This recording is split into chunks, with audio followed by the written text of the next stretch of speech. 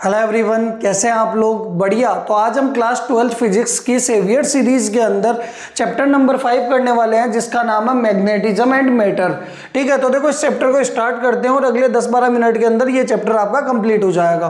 तो देखो आपके पास इस चैप्टर के अंदर सबसे पहला टॉपिक आता है बार मैग्नेट। बार मैग्नेट होता क्या है? इसके अंदर दो पोल होते हैं, एक नॉर्थ पोल होता है, दूसरा साउथ पोल होता है। प्लस एम और माइनस एम इनकी क्या होती है? पोल स्ट्रेंथ होती है। नॉर्थ की प्लस एम, साउथ की माइनस एम। ठीक है, फिर आपके पास आता है कूलम्ब्स लॉ इन मैग्नेटिज्म। जैसे आपके इलेक्ट्रोस्टैटिक के अंदर दो चार्ज के बीच में अट्रैक्शन या रिपल्सन फोर्स लगता था, वैसे ही यहाँ पे हमें दो पोल्स के बारे में बात करनी है। देखो सिंपल, अगर आपको चैप्टर 1 आता है तो 5 में कोई दिक्कत नहीं आएगी। आपको 3-4 चीजें देखनी है। मैं यहाँ पे बता देता हूँ क्या क्या चीजें आपको चेंज करनी है।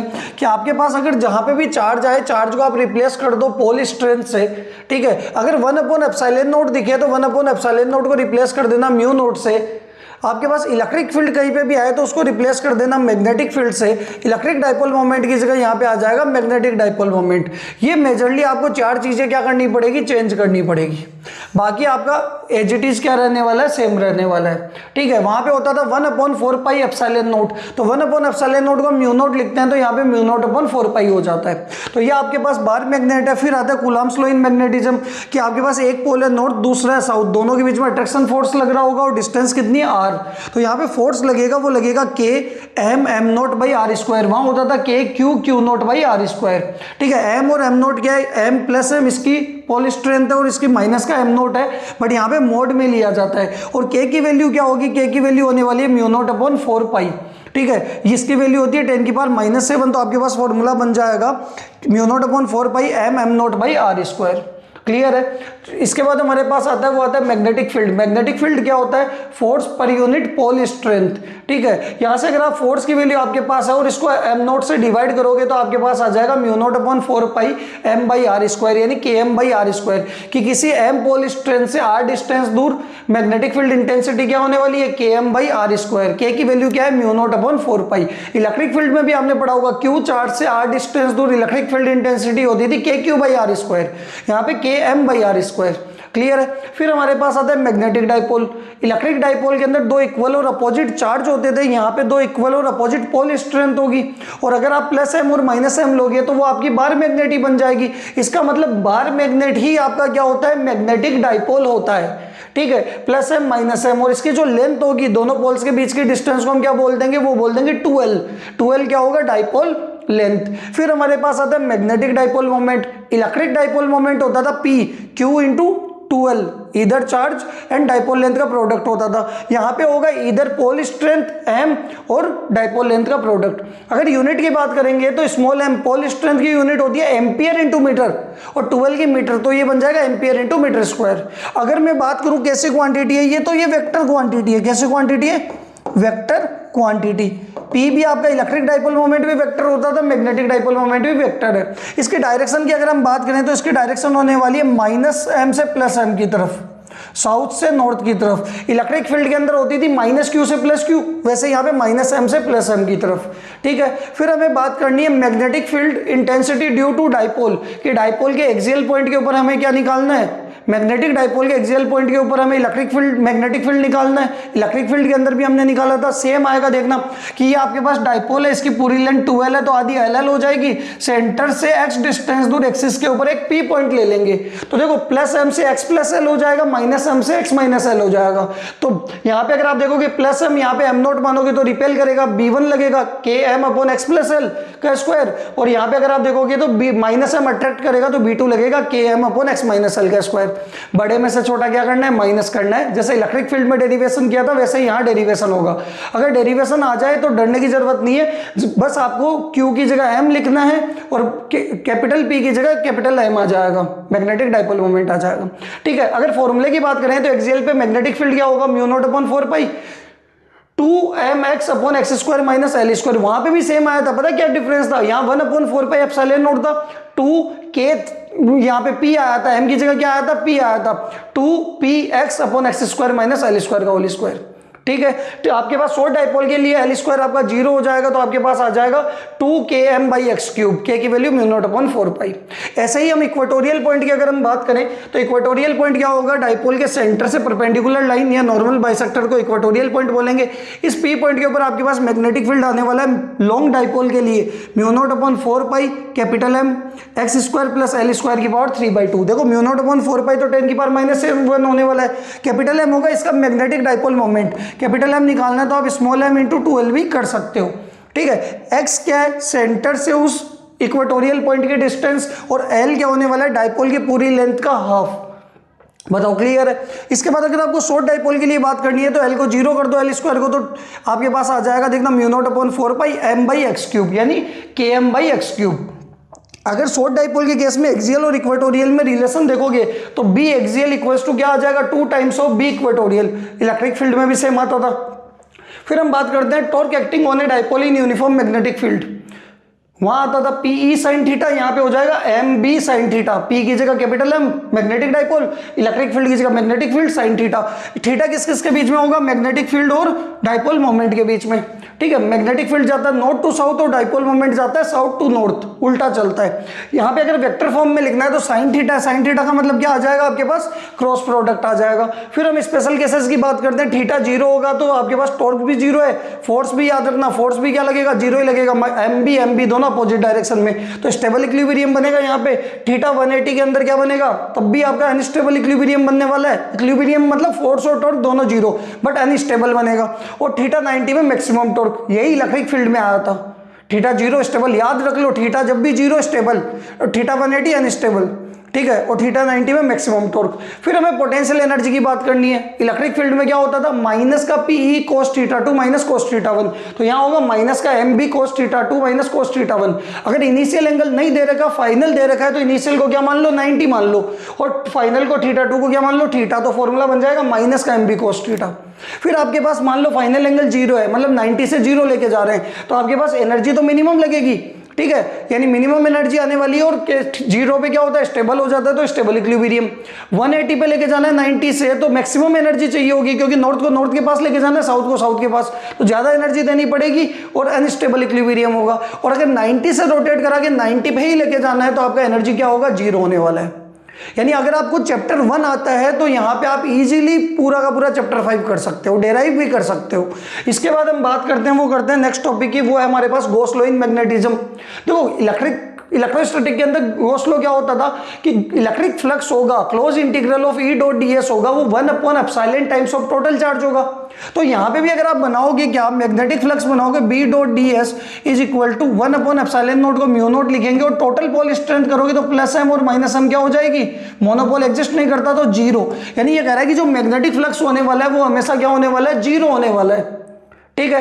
रीजन क्या दिया हुआ है कि isolated poles called monopole do not exist and magnetic pole always exist in unlike pairs of equal pole strength.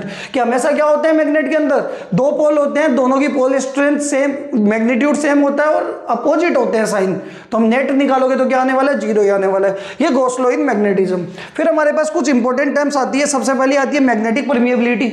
Magnetic permeability क्या होती है कि ये रेशियो होता है number of magnetic field lines per unit area in a material to the number of magnetic field lines per unit area in free space. क्या आप बोलोगे कि मैग्नेटिक फील्ड आपको देखना है मीडियम का अपॉन में फ्री स्पेस का, ठीक है। इसके बाद आपके पास एक टर्म आती है जिसको हम बोलते हैं मैग्नेटिक फील्ड स्ट्रेंथ या फिर मैग्नेटिक फील्ड इंडक्शन। आपने फोर्स का देखो एक फॉर्मूला पढ़ रखा है, F इक्वल्स टू क्या होता है, QBV sin थीटा, ये फॉर्मूला आपने सबने पढ़ रखा है। ये कह रहा है कि आपके पास अगर कोई यूनिट पॉजिटिव चार्ज है, यूनिट वेलोसिटी से मैग्नेटिक फील्ड के परपेंडिकुलर जा रहा है, ठीक है, तो परपेंडिकुलर थ्रो किया गया है, तो उसके ऊपर जो फोर्स लगेगा वो किसके बराबर होगा, मैग्नेटिक फील्ड स्ट्रेंथ के इक्वल होगा भाई। क्योंकि वैल्यू 1 ले लो, unit positive charge unit velocity से परपेंडिकुलर जा रहा है, तो sin 90 भी 1 होगा। तो जो फोर्स लगने वाला है उस चार्ज के ऊपर वो मैग्नेटिक फील्ड स्ट्रेंथ के क्या होगा, इक्वल होगा, ठीक है। ये आपके पास मैग्नेटिक फील्ड स्ट्रेंथ। फिर आपके पास एक टर्म आती है जिसको हम बोलते हैं मैग्नेटाइजिंग इंटेंसिटी।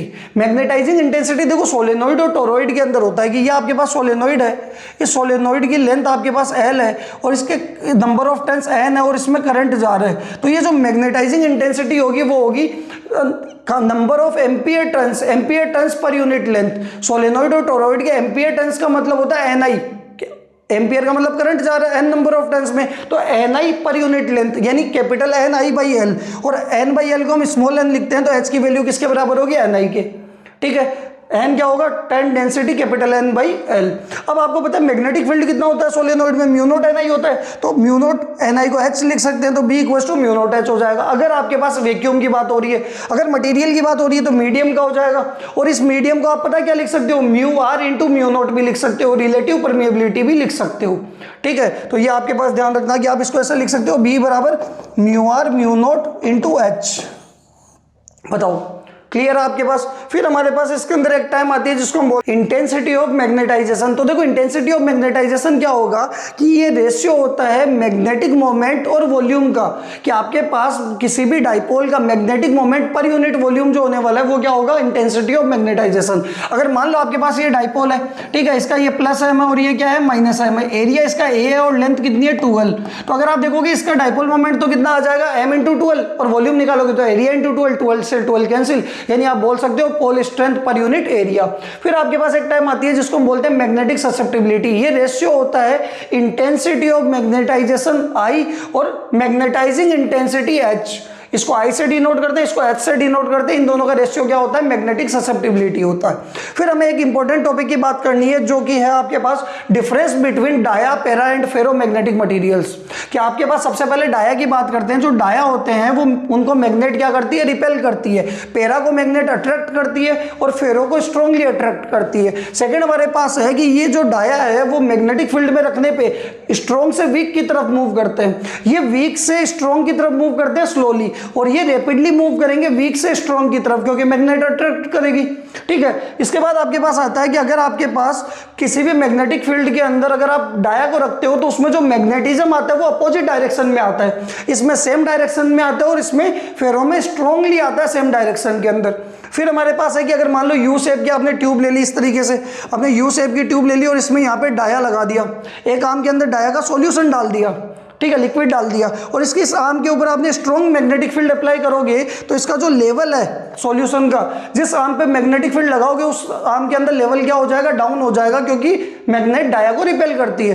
पेरा के अंदर क्या होगा, पेरा के अंदर लेवल क्या कर जाएगा, राइज कर जाएगा, क्योंकि मैग्नेट उसको अट्रैक्ट करती है, बट फेरो का लिक्विड पॉसिबल नहीं होता। इसके बाद हमारे पास आने वाला है कि इनकी जो परमिएबिलिटी होती है डाया की लेस देन 1 होती है, इनके ग्रेटर देन 1 होती है, स्लाइटली ग्रेटर देन 1 का मतलब 1 से थोड़ी सी बड़ी होती है, और इनकी बहुत ज्यादा बड़ी होती है, मच ग्रेटर देन 1 होती है फेरो की।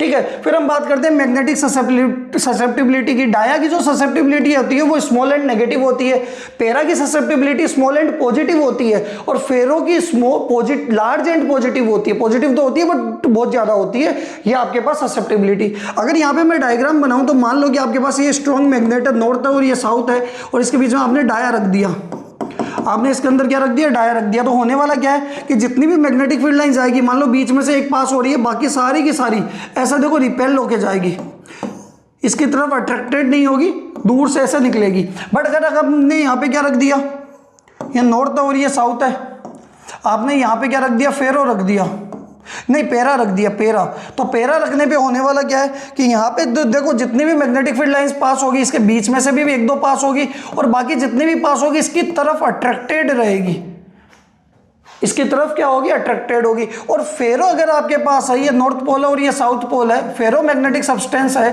तो इसके अंदर जितनी भी मैग्नेटिक फील्ड लाइंस है मोस्टली इसी के अंदर से क्या होने वाली है, पास होने वाली है। ये देखो ये आपके पास फेरोमैग्नेटिक मटेरियल।